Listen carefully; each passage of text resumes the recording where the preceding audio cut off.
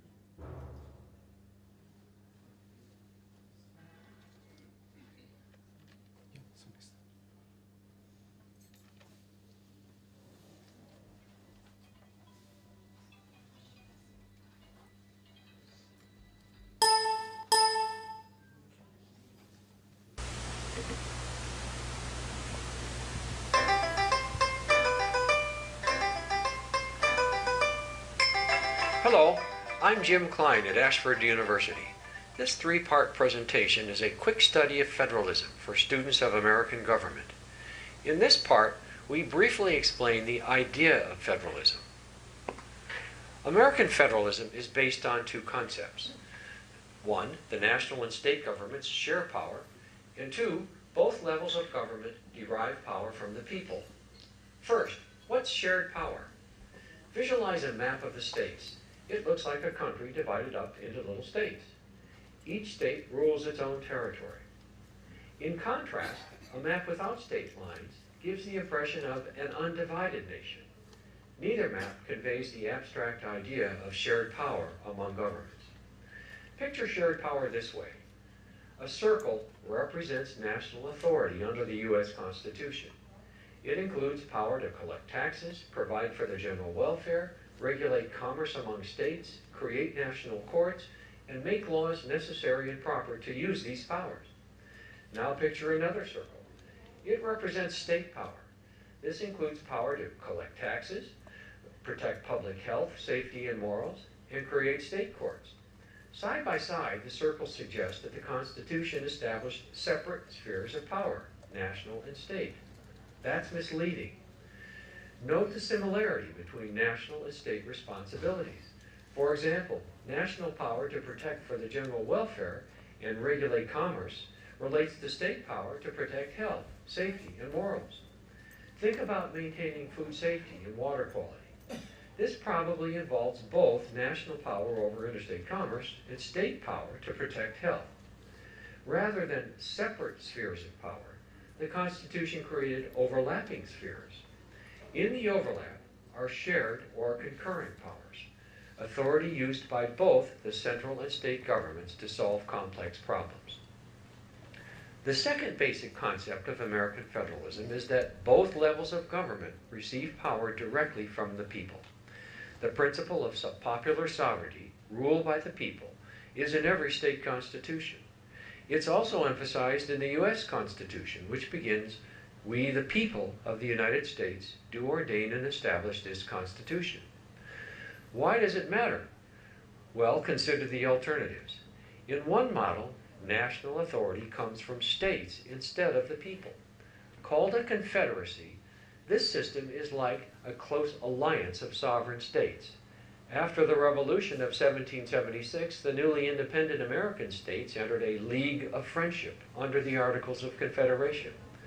This lasted less than a decade because it failed to address problems which the states couldn't solve themselves. Similarly, today, the European Union, as a confederacy, lacks sufficient power to solve its huge economic problems. Contrasting with the confederacy is a unitary system, where states derive authority from the national government. In a unitary system, states are mere subdivisions with responsibilities dictated by a central government. For centuries, Great Britain has followed this model, as do most European nations. American federalism is a hybrid between confederate and unitary systems because the national government and states exist independently of each other. Each is accountable only to the people. Neither can abolish the other. Power sharing by governments, which are accountable only to the people, creates tension. They'll disagree about how to use concurrent power and about the limits on each other's power. Watch part 2 of this program.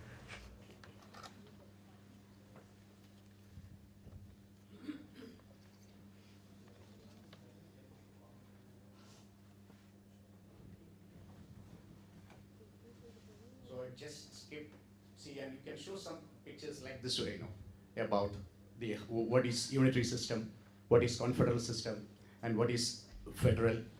Then about the government under the US Constitution of Federation. Then you can show how the federalism has a structure for power, about the national powers, the concurrent powers, and the state powers. Then you can see, it's easy to show the students about how Article 1 of Section 8 and how the key clause and the explanation and the examples about the national powers, then about the state powers. And you can see that from this clipping, there is one national government and there are 35,052 special districts are there. And almost they can have, there are 89,000 governments in America. And you can see that how the power has been devolved there in America. Then the next one is that how the evolution of federalism. In this you can start with how has the meaning of federalism have changed over the time? Why has the meaning of the federalism changed? Explain the changes that have occurred in the federal system in the past 200 years. And summarize the part played by the state governments in the contemporary federal system. In this you can see that there is a dual federalism, that is from 1790s to 1930s. Then you can have that there is cooperative federalism, it is also known as marble cake federalism, that is from 1930s to 1960s. Then there is a creative federalism, that is from 1960s to 1980s. Then there is the new federalism, that is also known as own your own federalism. It continues till now. And other concepts of federalism, you can see that. There is a judicial federalism. And the latest case, you can see that there's the first one, the Patient Protection and the Affordable Care Act of 2010, popularly known as Obamacare. What happened to this? The Supreme Court reviewed the constitutionality of Obamacare in National Federation of Independent Business Civilos. In this case, the court has clearly made that. See, the court ruled that the Commerce Clause allowed the Congress to regulate the interstate commerce, but not force the citizens to participate in commerce by purchasing a product they did not want. And the last one, you can see that, however, the court also ruled that the insurance mandate was essentially a form of tax that Congress did have the power to pass. Then there is the physical federalism. Then you can find that there's a categorical grants. Then you can find from the beginning 90s, there's a block grants, and in the 21st century, after the World Trade Center episode, you can see that the Homeland Security Office is there, it's getting powerful. Then the next one is that I've just included the separation of powers and the checks and balances also. Why? Because when you speak about federalism and about the separation of power, the students will get confused. What is division of powers? Division of powers is between the various levels of government, and separation of powers is between the different organs of the government. You can see that. So we have to be very specific about that. So this is the map, a clipping you can show to the students, the legislative branch, the executive branch, the judicial branch, and how the power is separated, and how each branch is making the checks upon one another. Then you can see that this is another way of presenting the checks and balances. This is about the separate powers and checks and balances. Then the last thing is federalism in the information age. So this is the most important aspect we must share with the students. There you can see that what are the strengths and the weaknesses of the media in covering federalism. How public officials in the federal system able to use the media to advance their political agendas. What effects could the new media have on people's knowledge of and the commitment to federalism. So here you can see that traditionally the expense of printing press, radio station, broadcast tower, or radio production equipment created a barrier to entry into the communication industry. But in the new era, a video camera, and internet connectivity, a free bonus feature of any cell phone, you can see that you can do with that. And the last one, you can find that there is a new concept, there is politainment, that politics plus entertainment. There is a the show you can find in almost in all the broadcastings, you can find it. The next you can see that these things you must be very careful about it. The new media, the cell phones, the internet, the web, the political websites, the weblogs, the chat rooms, the Twitter, the Facebook, and MySpace. And what are the media's political functions? There are the news making, interpretation, the socialization, the persuasion, and the agenda setting. And there are certain suggested readings which I've just kept it. These are some of the things you can use it for this one.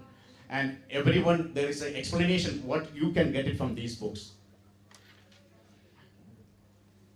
This is the useful websites you can have it. And the recommended viewing, And this is the last one, the Cardiac Desert. This is about the politics of water that a teacher should show to their students about this. And thank you for this. Stany, I have to specially thank you. The flowers were not even needed. It's been wonderful to listen to you. I think it's an interesting topic, but we hope that you get questions and